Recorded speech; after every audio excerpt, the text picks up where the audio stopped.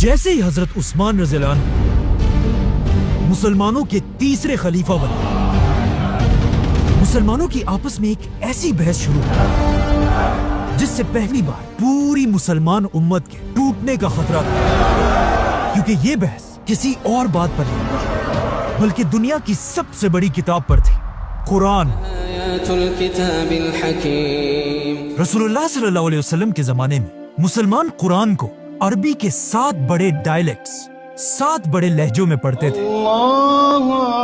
لیکن جیسے جیسے مسلمانوں کی خلافت پھیلتی گئی، پوری دنیا سے لوگ اسلام کی طرف آنے لگے اور پہلی بار صحابہ سے قرآن سیکھنے لگے۔ لیکن اب مسئلہ یہ تھا، یہ نئے مسلمان صحابہ سے الگ الگ لہجوں میں قرآن سیکھتے تھے، جو پہلے تو کوئی بڑا مسئلہ نہیں تھا، لیکن آہستہ آہستہ کچھ نئے لوگ اپنے لہجے کو صحیح کہنے لگے اور دوسروں کے لہجوں کو غلط، اور حالات اتنے خراب ہوئے کہ کچھ مسلمان قرآن کے ان لہجوں کی وجہ سے ایک دوسرے کو کافر کہنے لگے۔ اسی طرح یہ بحثیں بڑھتی گئی اور تیسرے خلیفہ حضرت عثمان کے دور میں اپنی پیک پر پہنچی۔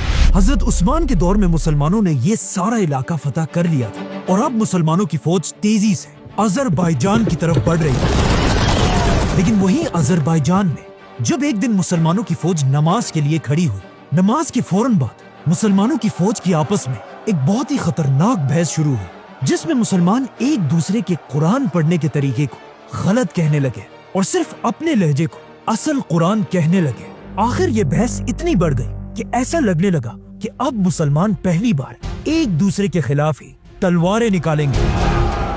لیکن مسلمانوں کی اس فوج میں ایک بہت بڑے صحابی بھی موجود تھے، حذیفہ بن یمان رضی اللہ عنہ۔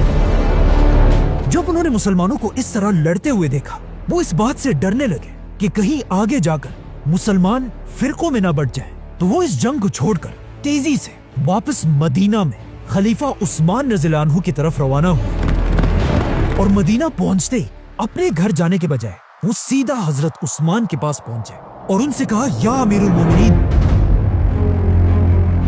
اس سے پہلے کہ مسلمان بھی یہودیوں اور کرسچنز کی طرح ڈیوائیڈ ہو جائیں، آپ اس امت کو ٹوٹنے سے بچا لیں۔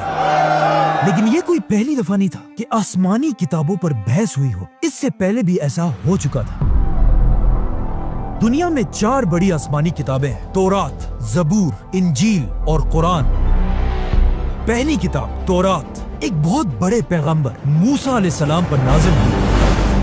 جب موسیٰ علیہ السلام نے فرعون اور اس کی پوری فوج کو سمندر میں تباہ کر دیا تھا اور بنی اسرائیل کو لے کر ڈیزرٹ میں پھر رہے تھے، تب اللہ نے موسیٰ علیہ السلام پر تورات نازل کی۔ جیسے ہی موسیٰ علیہ السلام پر تورات نازل ہوئی، انہوں نے فوراً حکم دیا کہ اللہ کی اس عظیم کتاب کے لیے ایک بڑا صندوق، تابوت بنایا جائے۔ اس تابوت میں تورات کے ساتھ ساتھ کچھ اور بھی ہولی چیزیں رکھی گئی، جیسے کہ ہارون علیہ السلام کی چھڑی، The 10 Commandments، اور من و سلوہ کا ایک برتن۔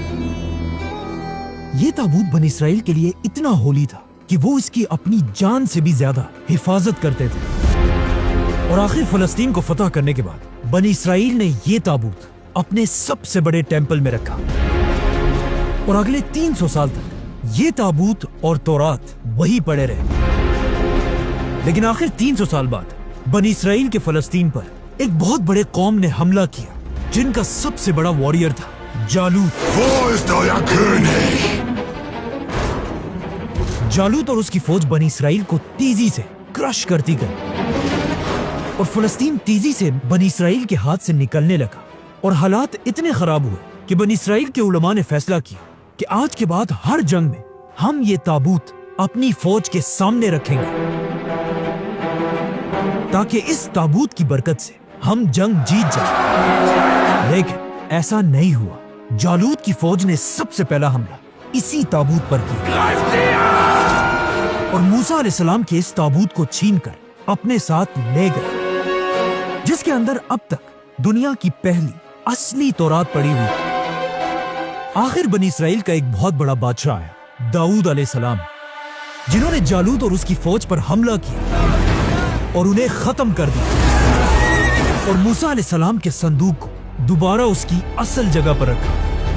لیکن یہاں ایک بہت بڑا مسئلہ یہ تھا जब इस संदूक को खोला गया, इसके अंदर मूसा अलैहिस्सलाम की तौरात थी ही नहीं। मतलब पहली बार दुनिया से ओरिजिनल तौरात गायब हो चुकी थी। इसीलिए दाऊद अलैहिस्सलाम पर दूसरी आसमानी किताब नाजिल हुई, ज़बूर, जिसके बाद आने वाले प्रॉफिट्स ने तौरात को दोबारा लिखा और तौरात और ज़बूर को एक साथ एक ही जगह सेफ रख दिया। लेकिन दाऊद अलैहिस्सलाम के 400 साल बाद एक बार फिर फलस्तीन पर हमला किया गया। बेबीलोन के बहुत बड़े बादशाह बख्त नसर, उसने इतना खतरनाक हमला किया कि लाखों यहूदियों को मार डाला, यहूदियों के टेंपल को गिरा दिया और बख्त नसर ने अपनी फौज को हुक्म दिया कि जाओ और दुनिया की हर तौरात को जमा करके उन सबको आग लगा दो। और इस तरह एक बार फिर तौरात और ज़बूर दुनिया से गायब हो गई, जिसके बाद अगले 100 साल तक दुनिया में कोई भी तौरात और ज़बूर नहीं थी। आखिर 100 साल बाद एक यहूदी ने दोबारा तौरात लिखी, लेकिन कुछ अरसे बाद फिर एक बादशाह ने हमला किया और तीसरी बार दुनिया की सारी तौरात को जला दिया गया, जिसके बाद यहूदियों ने बैठकर फिर दोबारा तौरात लिखी। इसी तरह आज दुनिया में जो तौरात है, द हिब्रू बाइबल, वो मूसा अलैहिस्सलाम की ओरिजिनल किताब नहीं बल्कि दुनिया से 3-4 बार गायब होने के बाद दोबारा लिखी गई है। इसीलिए आज दुनिया में कोई भी यहूदियों की इस किताब को मूसा अलैहिस्सलाम की असल किताब नहीं मानता, इवन यहूदी भी नहीं। The Bible is literally not true. अब तौरात के बार बार गायब होने और जला दिए जाने की वजह से तौरात इतनी बिगड़ चुकी थी कि अब दुनिया में अल्लाह की कोई भी आसमानी किताब अपनी असल शक्ल में मौजूद नहीं थी। इसीलिए यहाँ पर अल्लाह ने अपने बहुत बड़े पैगंबर ईसा अलैहिस्सलाम पर अपनी तीसरी आसमानी किताब नाजिल की, इंजील। लेकिन इंजील को भी बिल्कुल कुरान की तरह पहले दिनों में एक किताब की शक्ल में नहीं लिखा गया और ईसा अलैहिस्सलाम के दुनिया से जाने के बाद उनके फॉलोअर्स ज़बानी एक दूसरे को इंजील सिखाने लगे और आखिर ईसा अलैहिस्सलाम के 100 साल बाद एक आदमी ने दुनिया की पहली बाइबल लिखी और उसे सही इंजील कहने लगा।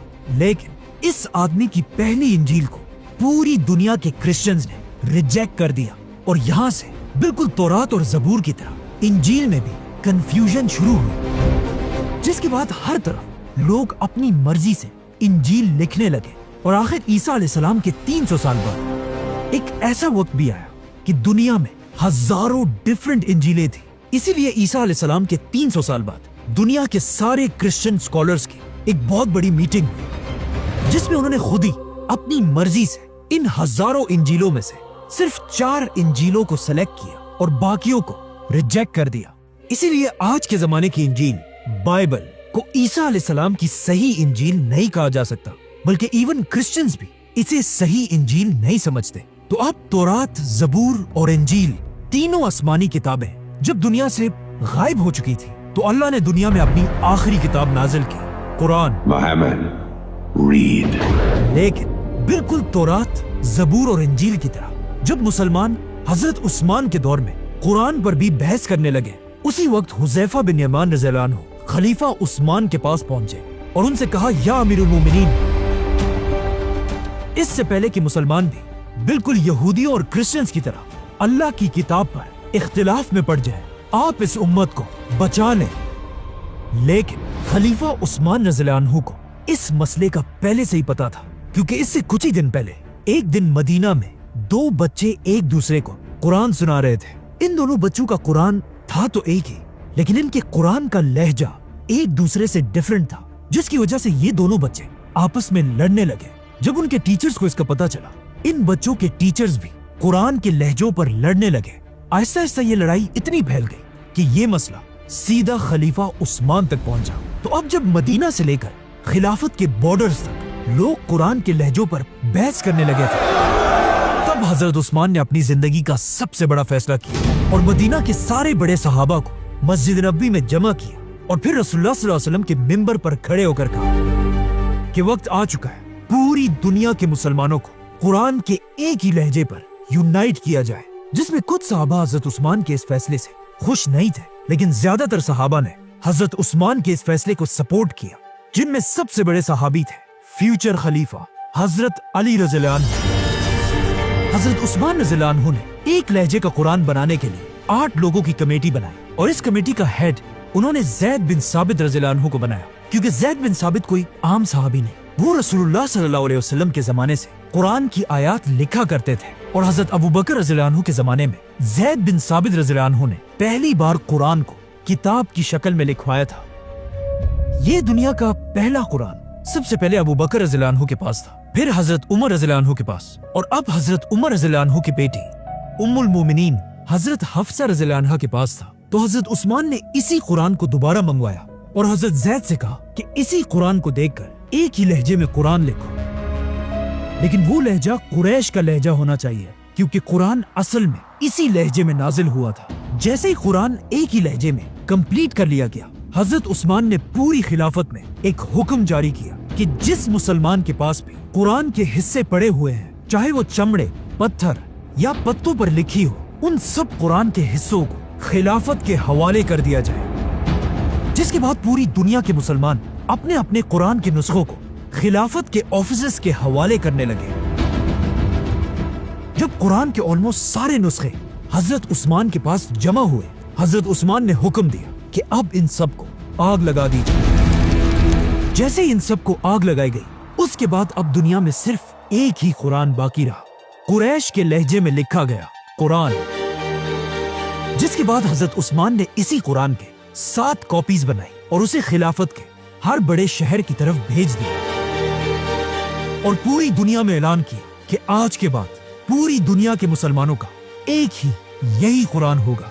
हजरत उस्मान के इसी कुरान को आज पूरी दुनिया के बिलियंस ऑफ मुसलमान डेली पढ़ते हैं और हजरत उस्मान के जमाने का कुरान दुनिया के कुछ हिस्सों में पड़ा हुआ है। उज़्बेकिस्तान, इस्तांबुल, दमिश्क और इवन बर्मिंघम में भी उसी कुरान का कुछ हिस्सा आज तक पड़ा हुआ है। This remarkable document had been resting on the shelves of the university library for decades. इस तरह हजरत उस्मान ने कुरान को आज के तौरात और इंजील की तरह बिगड़ने से बचा लिया, क्योंकि आज पूरी दुनिया में कोई भी कुरान की ऑथेंटिसिटी पर सवाल नहीं उठा सकता। अब हजरत उस्मान ने पूरी दुनिया के मुसलमानों को एक कुरान पर यूनाइट तो कर लिया था, लेकिन मुसलमानों की खिलाफत जो इससे पहले बहुत तेजी से हर तरफ फैल रही थी, अब बिल्कुल स्टॉप हो चुकी थी और रोमन एम्पायर की फौज मुसलमानों को एक कदम भी आगे रखने का मौका नहीं दे रहे थे। तो अब हजरत उस्मान की खिलाफत में आगे बढ़ने का सिर्फ एक ही रास्ता था, समंदर। इस्लाम की तारीख की पहली नेवी। सब्सक्राइब।